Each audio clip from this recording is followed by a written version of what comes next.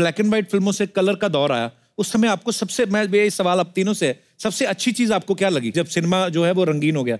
मुझे बल्कि ठीक नहीं लगा, क्योंकि उस अच्छा। वक्त लाइट बहुत ज्यादा इस्तेमाल करते थे। ओके। क्योंकि उनका फिल्म का एमल्शन कुछ कम था, ज्यादा था, something like that, technical thing. तो मुंह सारा जल जाता था। एक आइस बकेट में एक शामो लेदर कहते थे, उसको डाल के रखते थे, फिर मुंह पे लगाते रहते थे बिफोर द टेक। तो मैं कहती थी कहाँ फंस गए हम, इतनी ज्यादा गर्मी थी। और उस वक्त एसी तो थे ही नहीं कहीं भी, ना कमरों में ना स्टूडियो में, तो बुरा हाल होता था। मैं तो कहती कलर में शुरू कर दी पिक्चर, हाय मर गए। अच्छा। और आशा जी, आपको अच्छा लगा जब रंगीन हो गया सिनेमा? पहली फिल्म जो मैंने की वो गेवा कलर की थी। अच्छा जी। हम हिंदुस्तानी, तो इतने बड़े बड़ी लाइट्स ले आते थे और वो लगा के, मुझे याद है मुझे ऐसे खड़े रहना था, कैमरा यहाँ था और वो लाइट यहाँ थी। अच्छा जी। शाम को देखा तो ये पूरा जल गया था। बाप रे। रिफ्लेक्टर्स इतने लगते थे, रिफ्लेक्टर्स ऐसे होते थे कि मेरी आंखें लाल हो जाती थी। और लोग कहते थे हाँ तुम्हारी आंखें लाल कैसे होती है? अरे भैया शराब वराब पीती हो क्या है? तो अच्छा, इन्होंने कहा लाल आंखें, उस पर एक किस्सा सुनाओ आप चाहें तो मेरी पहली कलर शूटिंग हुई जब चौदहवीं का चांद रिलीज हुई, तो बहुत हिट हो गई थी। तो उस वक्त एक कलर का सिलसिला शुरू हो गया था। तो गुरुदत्त जी ने सोचा ये जो टाइटल सॉन्ग जो इतना मशहूर हुआ है उसको रीशूट करते हैं कलर में, फिर रिलीज करेंगे। तो वही किया उन्होंने। फिर दोबारा उनको सेंसर करना पड़ा, दिखाना पड़ा। सेंसर बोर्ड ने कहा जी वो एक शॉट वहीदा जी वो मुड़ के देखती, वो काट दीजिए। ऐसे क्यों? मैं ऐसे ही हूँ, बस सिर्फ मुड़ के देखती। तो इन्होंने पूछा क्यों क्यों क्या है इसमें खराबी? तो बोले जब वो मुड़ के देखती उनकी आंखें लाल हो गई। तो हाँ साहब वो लाइट बहुत है तो लाल हो गई। जैसे इन्होंने कहा नहीं, इसमें शी लुक्स वेरी सेंशियस। अच्छा। हाँ, तो फिर गुरुदत्त जी ने कहा साहब ये मियाँ बीवी का सीन है और कुछ नहीं, ना लिपटे ना झिपटे ना हाथ पकड़ा, बेचारी यूं से यूं देखा।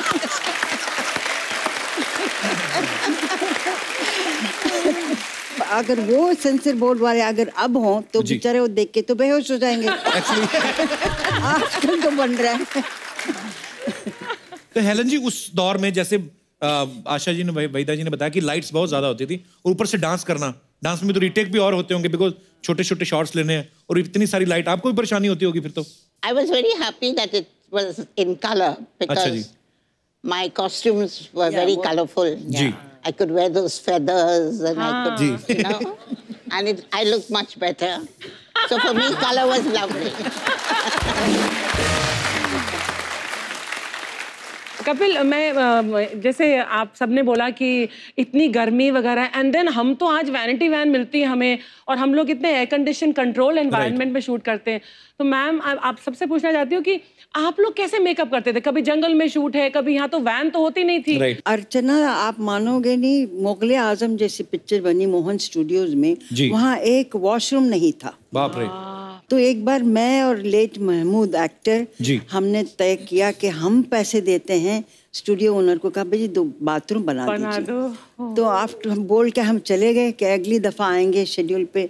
10 दिन के बाद आए तो जी हमने जल्दी से पूछा वो मैनेजर को बाथरूम बना? हाँ जी इंतजाम कर दिया हमने। अच्छा क्या इंतजाम किया? वो कॉरिडोर में उन्होंने एक थंडर बॉक्स रख दिया था। बाप रे।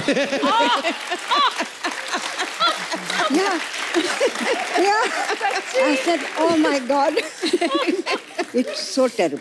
बाप रे, कितना मुश्किल होता होगा उस समय, सारा दिन शूट करना, वॉशरूम ही नहीं है। हमने पानी पीना छोड़ दिया था। सुबह से शाम तक बाथरूम नहीं जाते थे। Oh my God. घर जाके बाथरूम जाते थे। अभी तक माशाल्लाह कितनी अच्छा है। हाँ। सीरियसली एक्चुअली आदमी को रोमांटिक सीन करना हो और ऊपर से बाथरूम आया हो तो आदमी कहाँ निकलेंगे एक्सप्रेशन एक्चुअली। सो हेलन जी को डांसिंग क्वीन, पता बहुत सारे ऐसे टाइटल दिए गए थे, ऐसे नाम दिए गए थे हेलन जी। जैसा कि मैंने पहले कहा कि एक ही गाना कभी कभी हेलन जी का पूरी फिल्म पे भारी पड़ जाता था। तो हेलन जी दूसरी जो हीरोइन होती थी फिल्म में और आप आके एक गाने में वाह-वाही लूट लेती थी, तो उनको जेलसी फील नहीं होती थी कि आ गई हेलन जी, अभी ये सारा मेला लूट लेके ले जाएंगे? By the grace of God, I've been very good with all the heroines in the movie. They've loved me, literally they cared for me. there was no jealousy. I worked with Asha ji. Were you jealous of me? No. If I was jealous, I wouldn't be friends with you. अच्छा आशा जी, आपकी जब आपकी film में silver jubilee होती थी, gold, आपको jubilee girl भी नाम दिया गया था आपके फैंस के द्वारा, तो जब सिल्वर जुबली होती थी फिल्में, गोल्डन जुबली होती थी, उसके बाद आपने फिल्मों की क्वांटिटी बढ़ाई थी या पेमेंट ही बढ़ाई थी सिर्फ?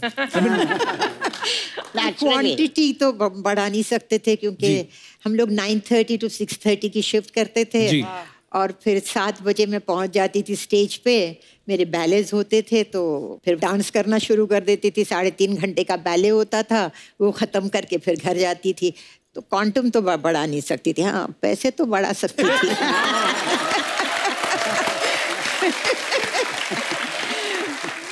आशा जी, आपने तकरीबन सब स्टार्स के साथ काम किया है, तो आपको अपनी जोड़ी सबसे ज्यादा किसके के साथ अच्छी लगती थी? मेरी पहली फिल्म शम्मी कपूर जी के साथ थी। अच्छा जी। तो मुझे उनके साथ काम करने का जरा आसानी लगती थी। एक बहुत मतलब जो वो करते थे वो इमीडिएटली मैं पकड़ लेती थी। अच्छा जी। जैसे डांस होता था तो डांस डायरेक्टर नहीं होता था। अच्छा जी। अच्छा तुम ये कर लेना, मैं ये कर लूंगा। अच्छा, वाह। हाँ तो इस तरह से कई गाने हमारे ऐसे थे कि विदाउट अ डांस डायरेक्टर हमने किए हैं। क्या बात है। जी और उनको मैं छेड़ती थी भी बहुत। मुझे याद है कि एक बार हम शूटिंग कर रहे थे कश्मीर में, तो उन्होंने कुछ पहलवान को बुलाया, उनके गले में कुछ हो गया था। अच्छा तो बहुत हंसी, अरे पहलवान को बुलाया गला ठीक करने के लिए। ओह, दूसरे दिन मैं गिरी तो पैर में मोच आ गई। सब वो पहलवान फिर आ गए मेरा पैर ठीक करने। एज यूजुअल शमी जी कर रहे आया ना, मैंने कहा जी आ गया। एक्चुअली उस समय फिजियोथेरेपिस्ट थोड़ी ना होते थे, तो पहलवान ही जो पहले कुश्तियां करते थे। मुझे याद है बिकॉज मेरे फादर की कुश्ती करने के बड़े शौकीन थे, तो जब उनको कभी ऐसे हो जाता था तो पहलवान के पास जाते थे, और पहलवान भी पता नहीं कोई MRI कोई एक्सरे नहीं करते थे, खुद ही देख के ऐसे पटाखे की आवाज आती थी, या तो आदमी ठीक हो जाता था या बेड़ा गर्क। आशा जी, हेलन जी, आप मतलब जब भी किसी हीरो के साथ काम करती थी तो ऑब्वियसली हर एक का अलग अलग स्टाइल रहता है, लेकिन शम्मी जी के खुद के स्टेप होते थे, हम लोग सब हाँ, वो खुद ही मतलब कर लेते थे। तो वो कितनी एनर्जी होती थी, कितना मुश्किल रहता था उनके साथ डांस करना आपको भी? आप एनर्जी तो या क्या रिदम थी उनमें। एक रिदम पे सब सभी लोग। और क्या शम्मी जी का कोई प्रॉपर डांस नहीं होता था, जैसे वाइल्ड डांस ना, तो रिदम को पकड़ के उनमें इतनी पूरे जिस्म में रिदम थी। रिदम थी ये हाथ भी यूं करो, यूं भी करो, तो सब रिदम में करते थे एक्चुअली।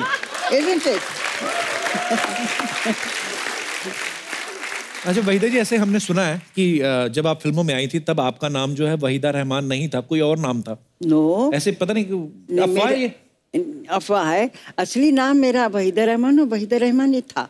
अच्छा जी। हाँ, मैं आज ही इनको बाहर निकालता हूँ जिन्होंने ये मुझे बोला ना। वहीदा जी, एक और अफवाह है, पता नहीं ये भी अफवाह ही है कि सच्ची बात है, लेकिन ऐसे अफवाहें सुन के आ रहे हैं। मैं अफवाहें सुन के आया हूँ बहुत सारी, एक के बाद एक।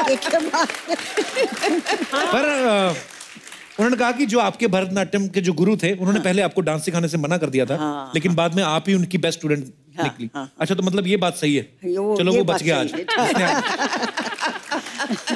तो ये क्या रीजन था वहीदा जी, उन्होंने क्यों मना किया आपको डांस सिखाने से? वो बहुत मशहूर एक गांव है, गांव के जैसे साहिर लुधियानवी, तो तिरुचेंदूर एक जगह है तमिलनाडु में, वहाँ के थे वो। अच्छा, तिरुचेंदूर मीनाक्षी सुंदरम पिल्ले उनका नाम था। बाप रे, इतना लंबा नाम। हाँ, तो मुझे जिद आई कि उन्हीं से सीखना है। अच्छा, तो हमारे कोई बीच में फ्रेंड थे, उन्होंने जाके कहा ऐसे सीखना है। जब नाम सुना तो बोले नाम तो मुसलमान है। बोले हाँ, लड़की भी मुसलमान। नो, मैं मुसलमान को भरतनाट्यम कैसे सिखा सकता? अच्छा। बोले क्यों नहीं सिखा सकते साहब आप?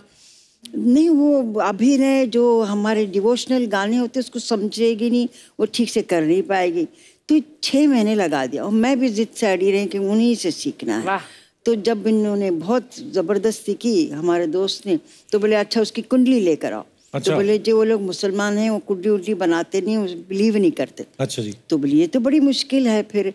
तो बोले अच्छा उसका बर्थ डेट लेकर आओ। अच्छा वो लेकर गए, तो उन्होंने अपने से चार्ट बनाया कुछ पता नहीं क्या क्या किया।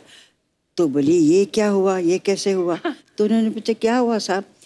तो ये चार्ट में कहता है कि ये लड़की मेरी लास्ट और सबसे अच्छी स्टूडेंट होगी, हो नहीं सकता। तो उन्होंने ऐसे ढक्कल दिया, नहीं नहीं नहीं हो नहीं सकता, समथिंग इज रॉन्ग, या मैंने ठीक नहीं किया। तो बोले और 2 दिन दो। अच्छा, फिर 2 दिन के बाद फिर उन्होंने बनाया, बोले no again the same result. तो बोले चलो मैं सिखाता हूँ इसको। क्या बात है, लेकिन और वो बात सच भी साबित हुई। वाह।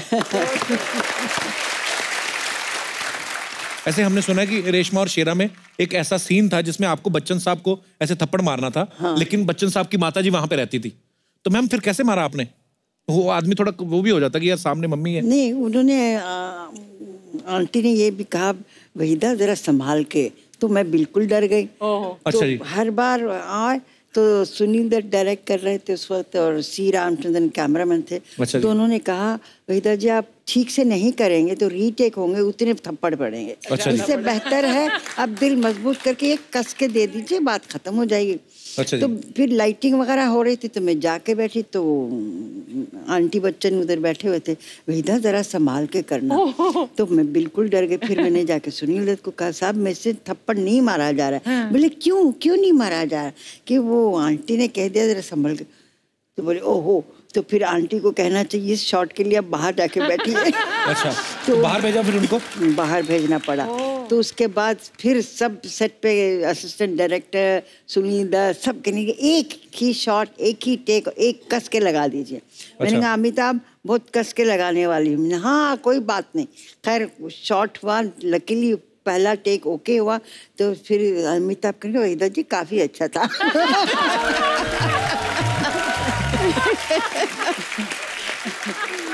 मैम उस समय जब आपके कोई क्रेजी फैन आता था तो आप कैसे हैंडल करती थी आशा जी? सेट पे शूटिंग देखने आ जाते होंगे, आपके घर के बाहर आ जाते होंगे कहीं? घर के बाहर एक चाइनीज आदमी आता था। चाइनीज? हाँ। अच्छा जी। तो वो मतलब आके घर के बाहर दरवाजे के बाहर ही बैठ गया। अच्छा जी। तो बोले मैं यहाँ से जाऊंगा नहीं, मैं आशा पारेख से शादी कर कर ही जाऊंगा। अच्छा। मैंने पढ़ा था ये। It was, अब मैं वो हटे ही नहीं। फिर वहाँ उसने अपना गद्दा लगा दिया, वहाँ रहने लगा, कुछ मछलियाँ जला के खाता था, पता नहीं क्या करता था। और लोग उसको कहे यहाँ से हटो, तो वो छुरी निकाल कर दिखाए कि मैं हटूंगा नहीं। अब जब उसने छुरी वुरी निकालने की बात की तो अब मुझे डर लगने लगा। मैं रात को लेट शूटिंग करके आऊँ तो मैं अपने नीचे कार के नीचे मतलब छिप कर रहूँ और छिप कर देखूँ कि वो है कि नहीं, बैठा हुआ है तो फिर छिप जाऊँ। फिर मैंने कहा ये तो बहुत हो रहा है। 1 महीना ये चलता रहा। तो फिर मैंने जो है पुलिस कमिश्नर को फोन किया। अच्छा जी। वो कहा कि भैया इसको पकड़ के ले जाओ। उसको पकड़ कर ले गए जेल में। वहां से उसने मुझे पोस्ट कार्ड लिखा। अच्छा। माय गॉड, मुझे ये लोग ले गए हैं, प्लीज मुझे बाहर निकालो। बेल भी आप ही कराओ। मैंने कहा अंदर तो मैंने डाला है तुमको। मैंने कहा अंदर तो मैंने तुमको डाला है, मैं तुमको आके बाहर निकालूं? मैं पागल हूँ क्या? फिर पता नहीं कहाँ चला गया, मुझे नहीं मालूम। You are looking out for him now.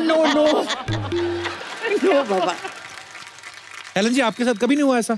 हुआ होगा जरूर। एक बहुत अच्छी फैन थी, अच्छी फैन। अच्छा जी। थी? ओहो। आशा भोसले। अच्छा, वाह।